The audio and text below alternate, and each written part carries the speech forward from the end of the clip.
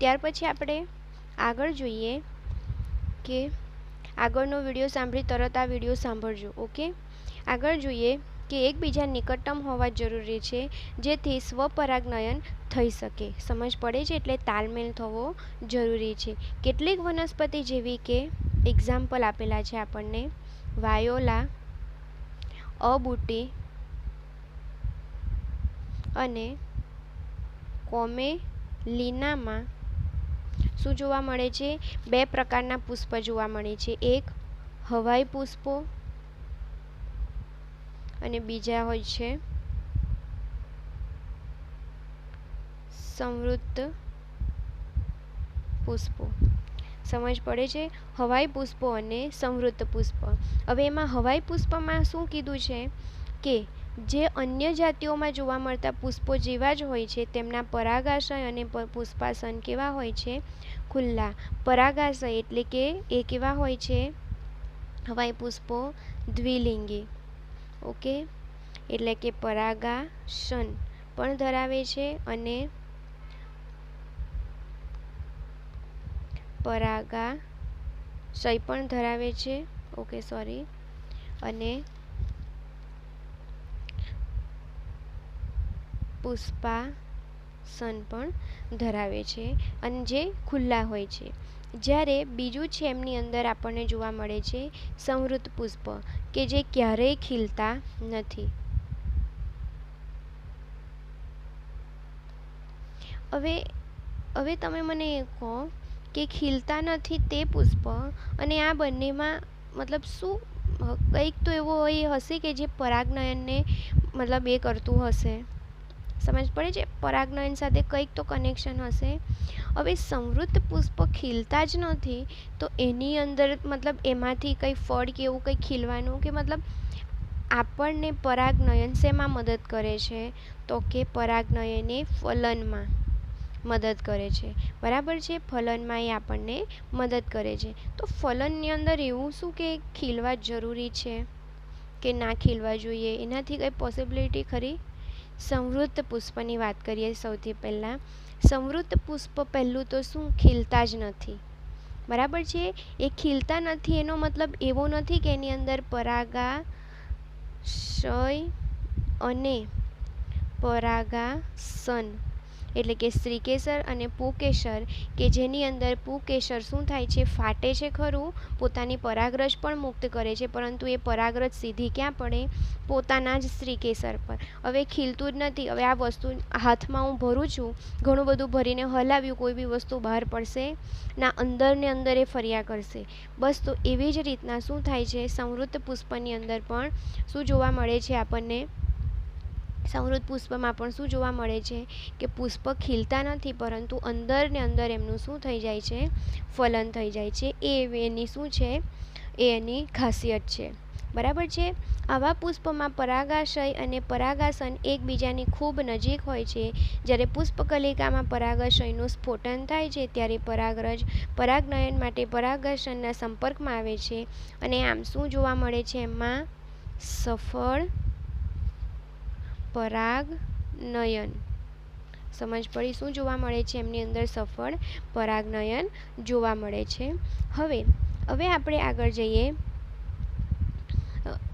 આમ સંવૃત્ત પુષ્પોમાં સ્પષ્ટપણે શું જોવા મળે છે આપણને? સ્વફલન. સ્વફલન. હવે હું તમને કહું કે તમે કઈ રીતે મને કહી શકો કે જે હવાઈ પુષ્પ છે મતલબ કેવા? ખીલેલા પુષ્પ. બરાબર છે? આ હવાઈ પુષ્પ કેવા હોય છે બેટા? ખીલેલા હોય છે. તો આ હવાઈ પુષ્પની અંદર તમે મને કહી શકો કે કેવી રીતના સ્વફલન થઈ શકતું હશે? મતલબ કન્ફર્મ છીએ આપણે કે એમાં સ્વફલન જ થશે? તો કે ના. ક્યારે? કેટલીક વાર એની અંદર શું જોવા મળે? પરફલન પણ થઈ શકે. સમજ પડે છે? કેટલીક વાર એમાં પરફલન પણ થઈ શકે. તો કે છે કે હવે એની અંદર આપણે જોઈએ કે અન્ય જાતિઓમાં જોવા મળતા પુષ્પ જેવા જ હોય. સોરી, અન્ય જાતિમાં મતલબ હવે હા, અમુક વનસ્પતિ જેમ કે વટાણા. બરાબર છે? વટાણાની અંદર કમ્પલસરી સ્વફલન જ થાય છે. ક્યારે એની અંદર મતલબ પરફલન જોવા મળતું નથી. મતલબ એની શ્રીકેસર અને પરાગાસન એકદમ નજીક નજીક હોય છે, જેથી એની અંદર શું કમ્પલસરી સ્વફલન જ જોવા મળે છે. અને એના પુષ્પ એકદમ ખીલેલા નથી હોતા, આ પ્રમાણેના હોય. સમજ પડે છે. અને શ્રીકેસર અને પુકેસર થોડા એનાથી અધોજાયી હોય છે. બરાબર છે. અધોજાયી એટલે શું? શ્રીકેસર એ કેવું હોય છે? પુષ્પથી નીચેની તરફ હોય છે. સમજ પડે છે. તો આગળ આપણે જઈએ કે સંવૃત્ત પુષ્પમાં સ્પષ્ટપણે સ્વફલન જોવા મળે છે, કારણ કે પરપરાગરજની પરાગાસન પર સ્થાપિત થવાની કોઈ તક હોતી નથી. શું કહે છે કે પરપરાગરજ, હવે પુષ્પ ખીલ્યું જ ના હોય તો અંદર કોઈ પણ બીજી પરાગરજ જઈ શકશે ના. તો સંવૃત્ત પુષ્પમાં સ્વફલન થઈ શકે, પણ હવાઈ પુષ્પોમાં સ્વફલનની શક્યતા હોય, બરાબર, રેર હોય, પણ પરફલનની પણ મધ્યમ હોઈ શકે. સમજ પડે છે. ઓકે. ત્યાર પછી પરફલનની, કારણ કે ત્યાં પરફલનની પરપરાગરજની પરાગાસન પર સ્થાપિત થવાની કોઈ જ તક જોવા મળતી નથી. જ્યારે સંવૃત્ત પુષ્પમાં પરાગનયનની ગેરહાજરીમાં પણ બીજ સર્જન થઈ શકે છે. શું તમે કહી શકો કે સંવૃત્ત પુષ્પતા વનસ્પતિઓ માટે લાભકારક છે કે નુકસાનકારક છે, અને શા માટે? આપણે તો અહીંયા જ આ જ વસ્તુની વાત કરી, બરાબર. આનું મેં તમને અલગ કહી દીધું, કારણ કે એ તમને અહીંયા હતું, અને મતલબ પોસિબિલિટી છે કે પરફલન પણ આમાં થઈ શકે. નોર્મલી આપણે સંવૃત્ત પુષ્પતા પણ તમને પૂછી શકે. હા બેટા, સંવૃત્ત પુષ્પતા પણ તમને પૂછી શકે, તો તમારે આ વિશે લખવાનું. ઓકે. હવે સંવૃત્ત પુષ્પતાની અંદર જે સ્વફલન થાય છે, અથવા તો સંવૃત્ત પુષ્પતા થઈ, તો શું એ પોસિબિલિટી છે કે પરાગનયન, મતલબ પરાગનયન તો કંઈ જોવા મળતું જ નથી, સ્વફલન જ જોવા મળે છે, બરાબર. છતાં બીજ સર્જન થાય છે, તો શું એ લાભદાયક હશે?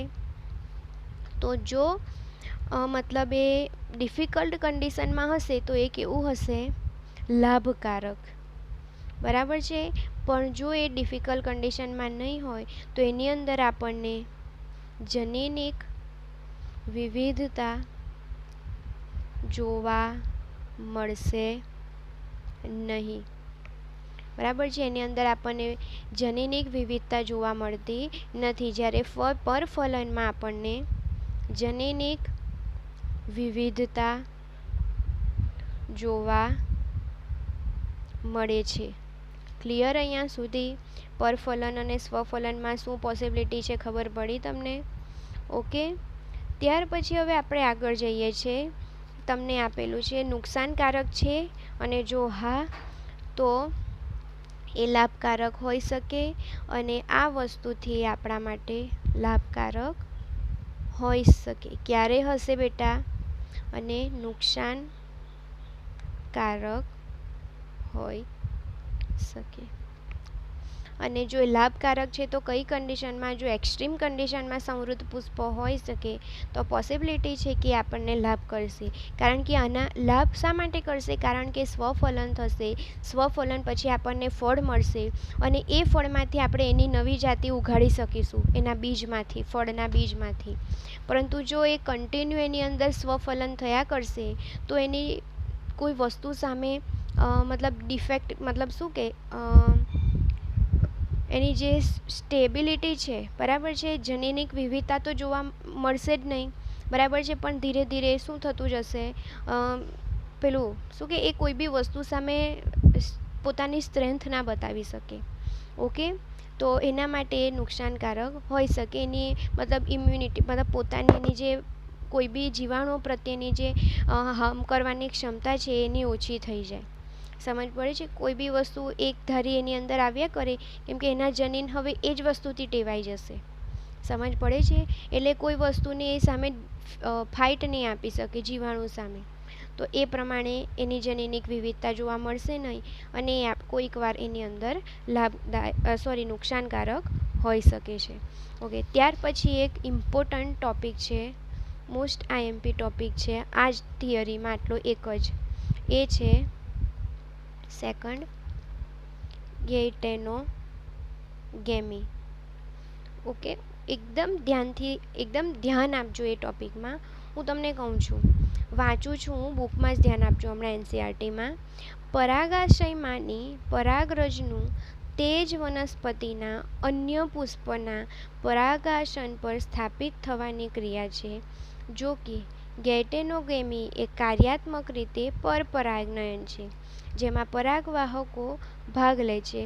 જનીનિક દ્રષ્ટિએ તે સ્વફલન સાથે સામ્યતા ધરાવે છે, કારણ કે પરાગરજ એ જ વનસ્પતિ પરથી આવે છે. હવે હું એક આકૃતિ દોરું છું, ધ્યાન આપજો. આ એક છોડ છે, બરાબર છે.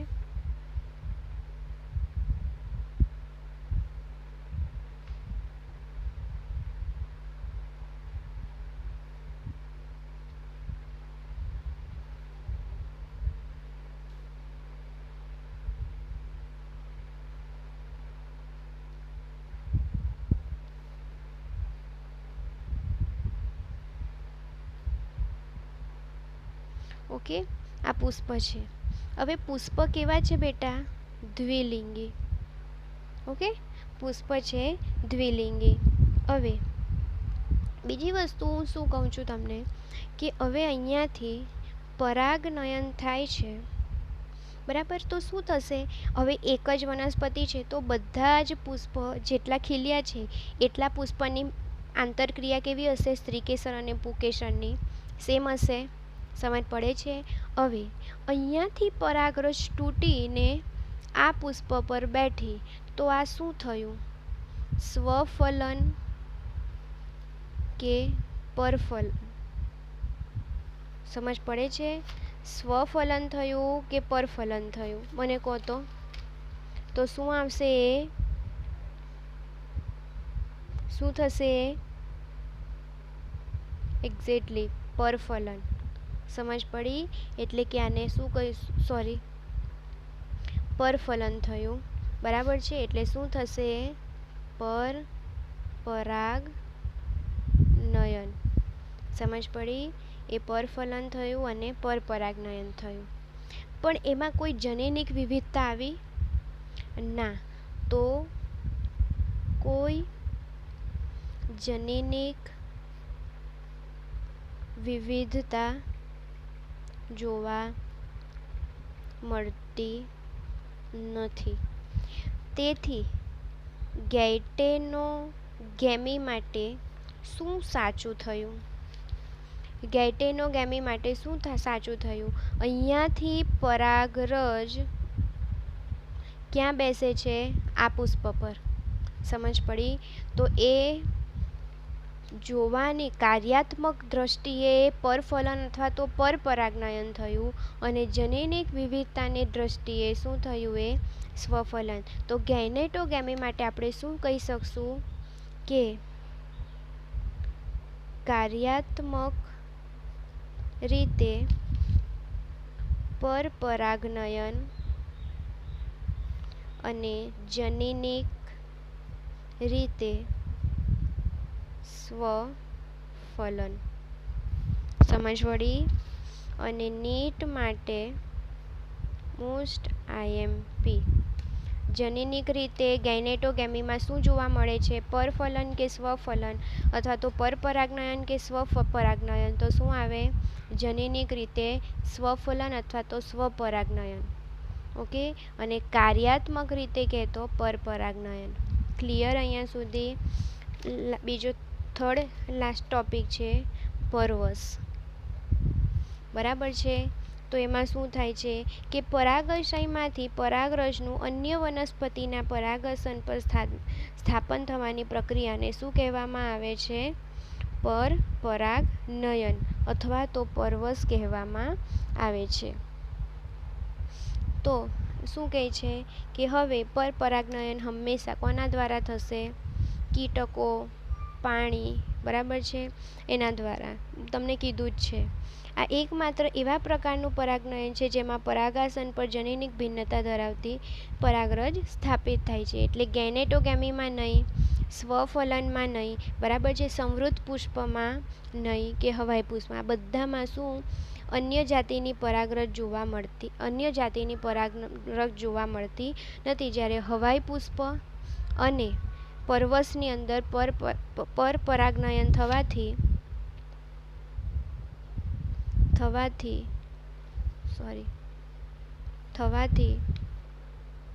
અન્ય પુષ્પોની પરાગરજ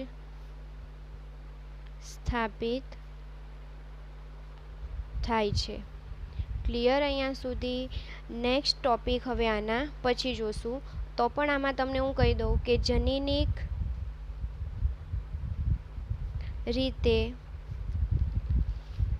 રીતે પુષ્પમાં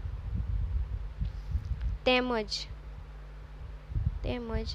તેના દ્વારા ઉત્પન્ન થતા ફળમાં જનીનિક વિવિધતા જોવા મળે છે. સમજ પડી? એટલે પરવશ શું છે? પરાગનયન. ઓકે, પરફલન.